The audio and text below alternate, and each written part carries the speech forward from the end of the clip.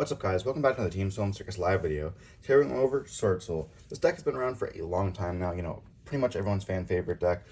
Some old, good old reliable. Normal summon Moyi, Ice Fit Effect, Reveal, search for Long Yong when you synchro into your Chijou, and just go from there. Before we dive in, if you like, comment, subscribe, helps the channel a lot. We're on the road to 5K. We need you guys' support. There's nothing really special here. This is just a bread or butter combo, or I guess bread or butter Swordsoul deck. If you guys want to see some combo videos, let me know in the comment section down below, as well as hit that like button. If this video gets to 50 likes, I'll be doing a combo video on this deck. So we're going to see Moyi at 3. It is your best normal summon. Then we have Long Yon. This is your extender. These cards have been around for a super long time, so everyone really knows what they do. You have another extender, as well as a crazy card going second. It is Ecclesia. It summons out any of your Swordsoul cards, so either a Moyi or a Taya here, which we are playing 2 of to finish off the Swordsoul lineup. I really do think this deck needs a little bit more, like maybe another level 6 that can extend himself out. I don't really know what exactly it would do, but this deck definitely does need some more love and support.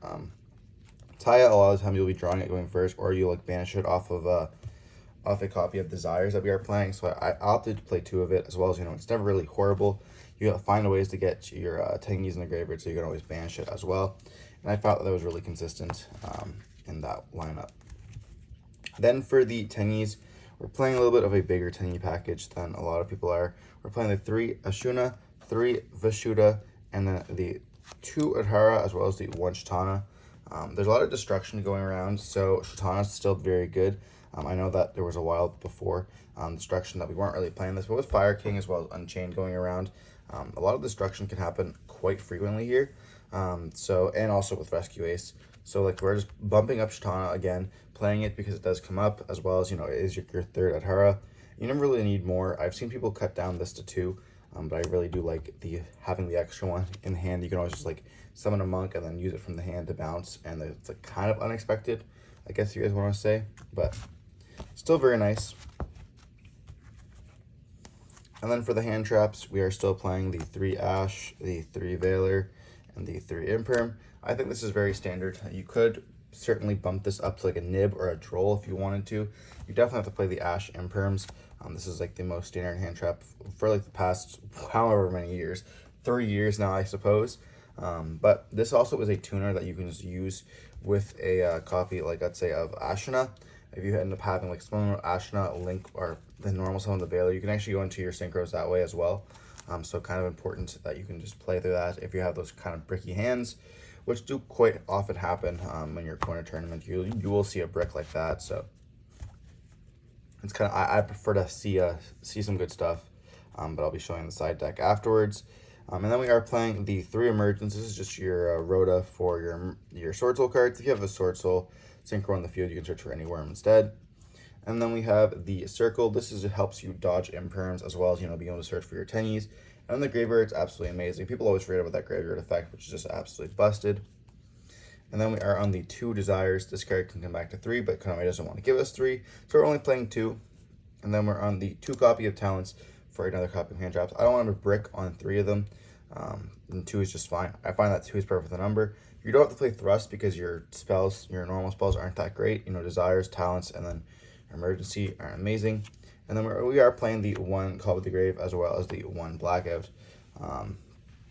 It's 100% mandatory. Blackout is part of your engine, and then Call with the Grave is to stop those cards, as well as be able to hit some of their Ash doesn't necessarily hurt the deck, but Veiler can hurt the deck a lot.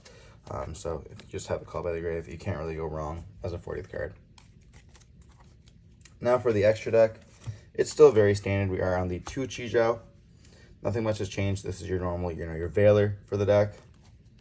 Then we have the 2 Baxia. This is just your spin back and summon. Then we are on the 1 Draco Berserker, as well as the 1 Baron de Fleur and the 1 Chengying.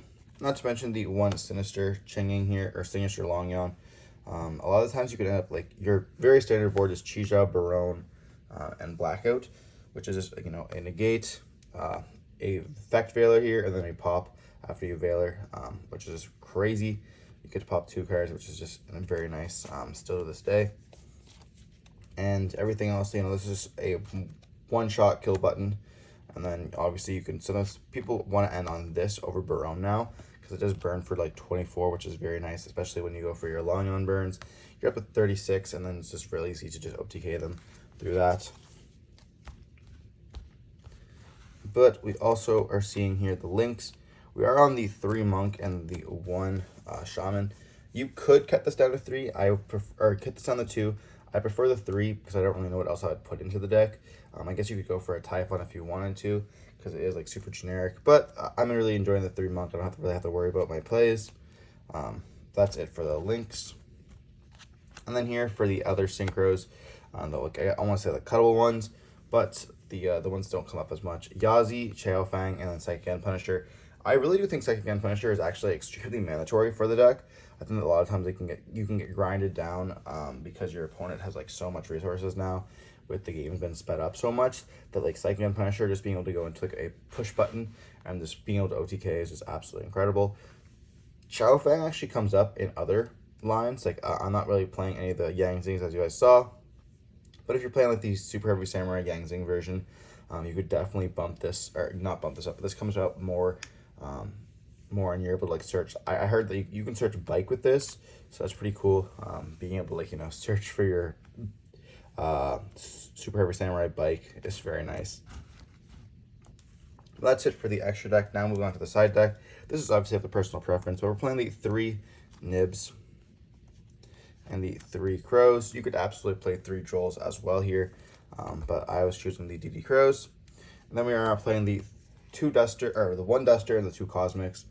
You could absolutely change these for Twin or Storms as well if you wanted to, but I really do prefer. We have lots of Runic going on at our locals, so if you're able to like hit this, as well as, you know, Fire King being in the meta now, you know, if you just hit their field spell with this, their whole field blows up, which is kind of nice. And then we have obviously the Evenly Matched. This is just a very standard in a Swordsoul deck, you know, going second, you end up having this and just being able to go battle phase, destroy everything. Then you set up like your negates is very nice. It's almost like you went first. And then we're playing the going first card, Anti-Spell Fragments. And you look at your deck, you don't have that many like spells. A lot of times you'll be using it. Like, yes, you have all these, but like your Emergence will be used, your Power Desires can be used. And once you're sitting on Anti-Spell Fragments, your opponent's down so many times on cards. When you have Barone, you could like pop one of their spell cards that they had set, and like deal so much damage. So this gives you like essentially just give you a second turn in this matchup and this format, which is absolutely incredible. And that's really it for the deck profile. If you guys want to see anything else, let me know in the comment section down below. I wanted to feature this off because there's a couple duels that are going up with the Swordsoul deck. I know you guys asked for that a lot. But regardless, I hope you guys enjoyed the video. Don't forget to like, comment, subscribe if you want to see some more stuff like this. And don't forget to stay safe. Peace.